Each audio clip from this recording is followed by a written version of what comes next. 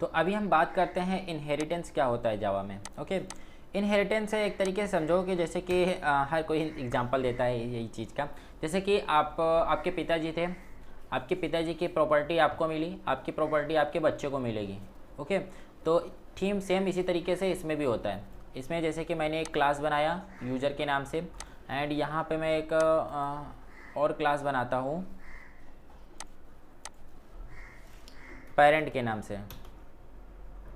Okay, एक मैंने class बनाया पेरेंट के नाम से, और यहाँ पे मैं कुछ चीज़ें यहाँ पे डाल देता हूँ, जैसे कि पेरेंट नेम।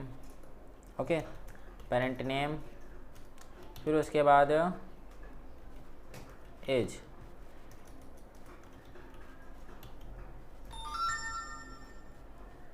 ओके, तो यहाँ पे पेरेंट नेम डाल दिया, पेरेंट का एज डाल दिया। यहाँ पे ये चीज़ हो गई किसकी, पेरेंट की। ठीक है, तो ये हमारा एक पेरेंट क्लास हो गया। अब यहाँ पे मैं क्या करता हूँ, एक गेटर एंड सेटर बना देता हूँ। कोड जनरेट, अरे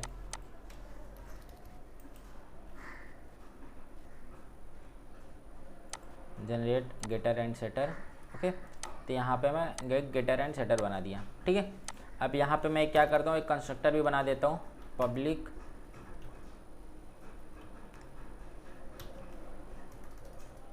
एक्चुअली मैंने पेरेंट की स्पेलिंग ही गलत लिखी है यहाँ पे। चलो इसका मैं स्पेलिंग थोड़ा सही कर देता हूँ।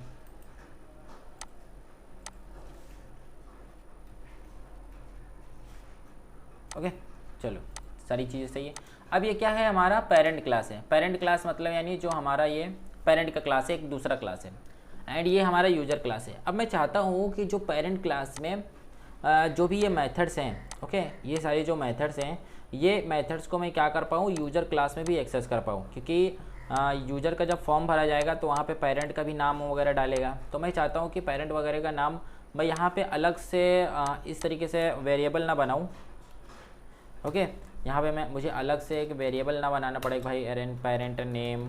ओके, क्योंकि ये सारी चीज़ें मैंने ऑलरेडी क्या की हैं, पेरेंट वाले क्लास में ऑलरेडी लिख के रखी है। तो एक ही चीज़ दोबारा दो बार लिख के क्या मतलब है। ठीक है, तो मैं क्या करूँगा, सिंपली अगर मुझे इस क्लास की पूरे फंक्शन सारी चीज़ों को एक्सेस करना रहेगा तो मैं क्या करूँगा, इसको इनहेरिट कर लूँगा किसमें, यूजर क्लास में। वो कैसे करेंगे ये देख लेते हैं। तो यहाँ पे सिंपली आगे लिखूँगा मैं एक्सटेंड, एंड यहाँ पे जिस भी क्लास को हम मुझे एक्सटेंड करना रहेगा, इनहेरिट करना रहेगा, वो मैं लिख दूँगा। यहाँ पे मैं लिखूँगा मैं पेरेंट। ठीक है, तो सिंपल इस तरीके से हम क्या करेंगे, किसी भी क्लास को एक्सटेंड करते हैं। ठीक है,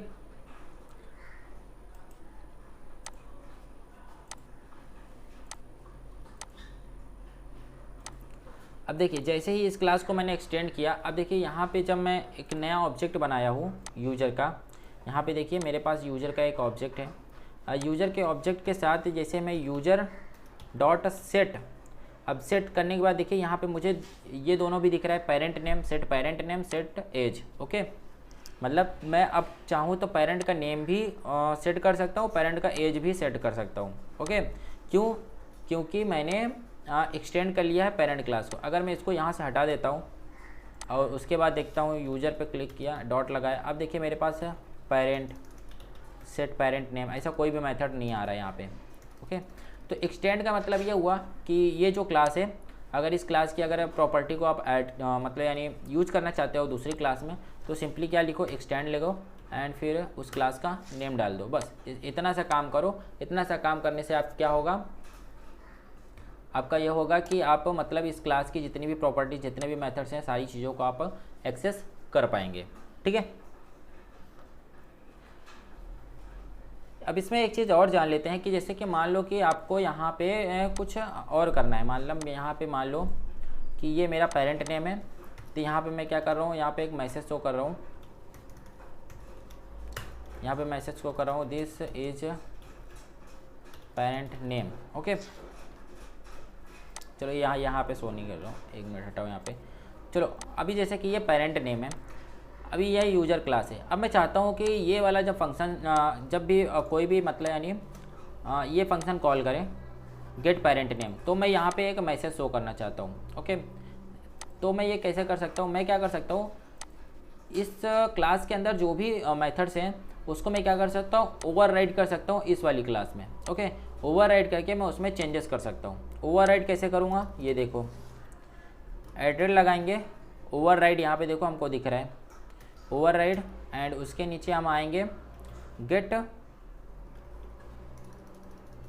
एक मिनट, यहाँ पे लिखेंगे get parent age, get parent name. Okay, simply ये लिखेंगे तो ये देखो ऑलरेडी ये ओवरराइड हो गया। ठीक है, तो अब हमने क्या किया, इस क्लास का जो ये मेथड था, इस क्लास का ये जो वाला जो मेथड था, इसको हमने क्या कर लिया है, यहाँ ओवरराइड कर लिया है, ओवरराइड कर लिया है।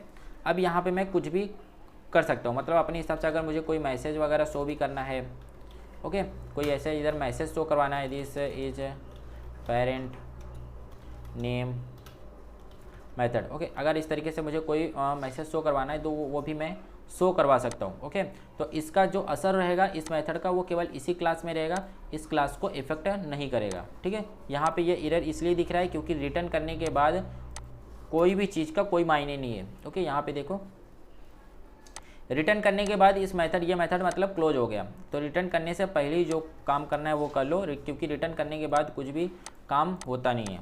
ठीक है, कोई आगे का कोड एग्जीक्यूट नहीं होगा, रन नहीं होगा। ठीक है, तो इस तरीके से हम क्या करते हैं, मेथड को ओवरराइड कर लेते हैं। जैसे कि इधर का कोई मेथड है, इसमें हमको कोई चेंजेस करने हैं, कुछ भी करना है, देन हम क्या करेंगे, इसको इधर वहाँ पे ओवरराइड कर लेंगे, जिससे कि हम इस मेथड में कुछ भी चेंजेस कर पाएँ, कुछ भी कर पाएँ। राइट,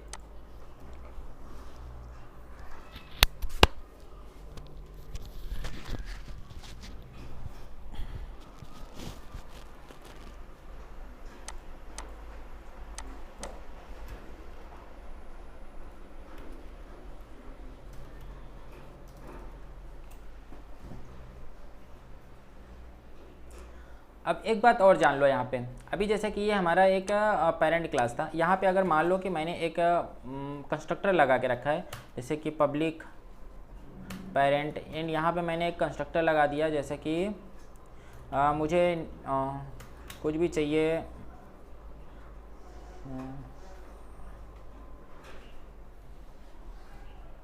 यहाँ पे मैंने एक कंस्ट्रक्टर लगा दिया जैसे कि मदर नेम, मदर नेम मतलब कुछ भी एक फील्ड का एक कंस्ट्रक्टर लगा दिया। ठीक है, तो यहाँ पे मैंने क्या किया, एक कंस्ट्रक्टर लगा दिया है, एक पर्सनल एक एक्स्ट्रा कंस्ट्रक्टर लगा दिया, तो डिफ़ॉल्ट कंस्ट्रक्टर था, लेकिन इसके बाद भी मैंने एक क्या किया है, कंस्ट्रक्टर लगा दिया है। देन अभी देखो क्या होता है, तो अभी मुझे ये क्लास को एक्सेस करने के लिए मुझे क्या करना पड़ेगा, इस कंस्ट्रक्टर को ओवरराइड करना पड़ेगा। ओके, देन मैं क्या करूँगा, यहाँ पे इसके कंस्ट्रक्टर को क्या करूँगा, ओवरराइड करूँगा। इस कैसे करूँगा, सुपर एंड यहाँ पे पेरेंट जो कंस्ट्रक्टर है, यहाँ पे ये कुछ मांग रहा है हमसे। ओके, यहाँ पे मैं एक स्ट्रिंग डाल देता हूँ, ये मुझे मान लो कि यूज़र का नेम मांग रहा है। ठीक है, ये एक कंस्ट्रक्टर हो गया, इसका भी मान लो। ठीक है, तो ये कंस्ट्रक्टर है, अगर ये कंस्ट्रक्टर है और यहाँ से मैं इसको हटा देता हूँ, अभी देखते हो यहाँ क्या होता है, यहाँ तो कुछ फ़र्क नहीं पड़ा है। ठीक है, लेकिन अगर मैं इसको हटा देता हूँ, देन देखते हैं क्या होता है। यहाँ पे देखो मुझे एरर शो हो रहा है, एरर शो किस लिए हो रहा है वो देख लेते हैं। जैसे कि अभी हमको मालूम है, हमने क्लास वाले में सीखा था, कंस्ट्रक्टर वाले में, कि क्लास को आप तभी इसका नया ऑब्जेक्ट बना सकते हो जब आप इसके कंस्ट्रक्टर को संतुष्ट करोगे। ओके, संतुष्ट मतलब यानी कंस्ट्रक्टर में जो भी चीज़ें मांग रही है इसको चाहिए, अगर इसको नहीं दोगे तो आप इस क्लास का एक्सेस नहीं कर पाओगे।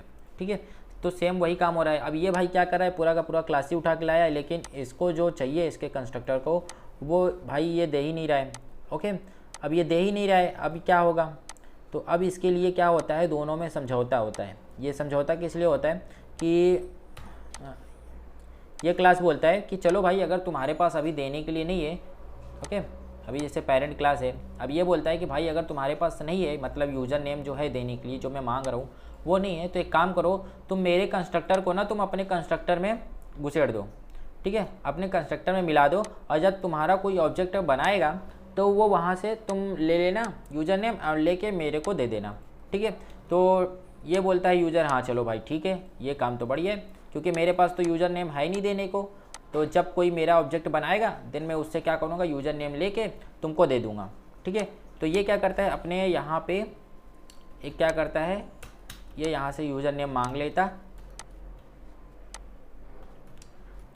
ओके, ये यहाँ से क्या करेगा, ये अपने कंस्ट्रक्टर में क्या करेगा, यूज़र नेम मांग लेगा, एंड मांग के क्या करेगा, इसको दे देगा। अब यहाँ से ये मांग रहा है, अब मांग के देगा कैसे इसको, यहाँ पे यूज करेगा सुपर, यहाँ पे यूज आता है सुपर कीवर्ड का। सुपर कीवर्ड की मदद से हम क्या करते हैं, ये हमारा जो ये वाला क्लास है जिसको हमने एक्सटेंड किया उसको हम उसके कंस्ट्रक्टर को हम संतुष्ट कर देते हैं, मतलब जो भी मांगता है उसको हम दे देते हैं। तो यहाँ से मैं क्या करूँगा, इस यूज़र नेम को यहाँ पे दे दूँगा। ओके, तो अब देखो हैप्पी हो गए दोनों, ये भी हैप्पी हो गए, ये भी हैप्पी हो गया, दोनों लोग हैप्पी हैप्पी हो गए। अच्छा यहाँ पे इसको हटाता हूँ थोड़ा मैं। अच्छा यहाँ पे देखो ये, एक मिनट रुको, यहाँ पे आते हैं, यहाँ पे इसको भी थोड़ा प्रॉब्लम हो रही है। हाँ यहाँ पे देखो अभी ये क्यों लाल पीला हो रहा है वो भी देख लेते हैं। देखो ये भी एक तरीके से कंस्ट्रक्टर ही है, एक तरीके से क्या ये भी कंस्ट्रक्टर ही है। ओके, तो अभी ये क्या बोल रहा है, अभी ये क्या बोल रहे हैं, भाई तुमने एक कंस्ट्रक्टर में तो ये दे दिया, लेकिन जब दूसरा कंस्ट्रक्टर से अगर कोई ऑब्जेक्ट बनाएगा तुम्हारा तो मैं क्या करूँगा।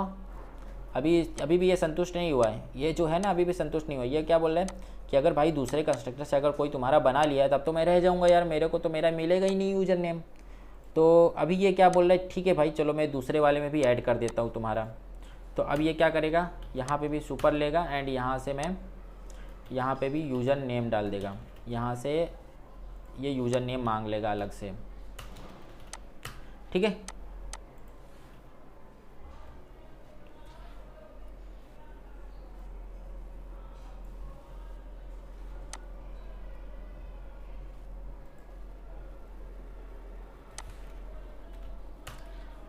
तो दोनों में क्या फ़र्क था, हाँ ठीक है ओके। ये सुपर जो है सबसे ऊपर लिखा जाता है। ठीक है, तो अब क्या हुआ भाई, अब ये हुआ कि जब भी यूज़र क्लास का ऑब्जेक्ट बनेगा देन ये क्या करेगा, कंस्ट्रक्टर के थ्रू ये यूज़र नेम मांगेगा, मांग के ये अपने क्या करेगा, ये पेरेंट वाले क्लास को दे देगा। ठीक है, यहाँ से ये जो है ना यहाँ पे इसको दे देगा। अब इससे क्या होगा, यहाँ पे जैसे मैं आया इससे क्या होगा, अभी इस वाले इसको भी इसके कंस्ट्रक्टर को क्या मिल गया, यूज़र नेम मिल गया। ओके, इसके कंस्ट्रक्टर को यूज़र नेम मिल गया, देन क्या होगा, ये अपनी क्लास को एक्सेस करने देगा। ठीक है, देखा कितनी आसानी से, हमें बहुत ही आसानी से समझ में आ गया कंस्ट्रक्टर क्या होता है। ओके,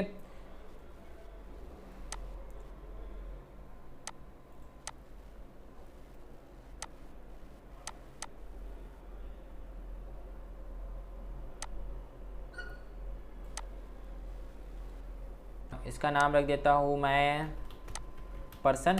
ठीक है, ये हमारी क्या है, एक एब्स्ट्रैक्ट क्लास है। ओके, तो यहाँ पे मैं क्या लिखूँगा, एब्स्ट्रैक्ट लिख दूँगा। तो एब्स्ट्रैक्ट लिखने से क्या हो गया, ये एब्स्ट्रैक्ट क्लास हो गया। अब यहाँ पे मुझे मान लो कि स्ट्रिंग नेम एंड यहाँ पे इंट एज। ओके, एंड यहाँ पे मैं क्या करता हूँ, गेटर एंड सेटर बना देता हूँ इसका। ओके, यहाँ पे मैं एक काम करता हूँ, हाँ एक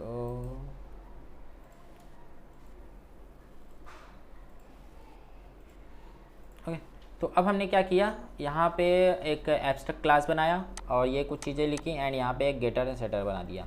अब मैं क्या करता हूँ, इसका एक ऑब्जेक्ट बनाता हूँ, देखते हैं क्या होता है। ओके, तो यहाँ पे मैं क्या करूँगा, एक person is equal to new person. Okay, हाँ एक मिनट रुको, हाँ यहाँ पे क्या किया मैंने, person is equal to new person. अब देखिए यहाँ पे ये मुझे एरर क्यों शो कर रहे हैं, person is abstract can not be initialised. अब मुझे ये बोल रहा है कि पर्सन क्लास जो है वो एब्स्ट्रैक्ट क्लास है, इसको आप इनिशियलाइज नहीं कर सकते, इसका आप नया ऑब्जेक्ट नहीं बना सकते। ओके, तो यहाँ पे देखो मैं जब यूज़र का क्लास बनाया था तो मैं इसका ऑब्जेक्ट बना पा रहा था। ये देखो यहाँ पे हमने यूज़र के क्लास का ऑब्जेक्ट बना रहे थे, लेकिन पर्सन क्लास का हम ऑब्जेक्ट नहीं बना पा रहे हैं। क्यों नहीं बना पा रहे, क्योंकि हम ये एब्स्ट्रैक्ट क्लास है, एब्स्ट्रैक्ट क्लास का आप ऑब्जेक्ट नहीं बना सकते। एब्स्ट्रैक्ट क्लास को आपको क्या करना होगा, डायरेक्टली ऐसे ही एक्सेस करना होगा।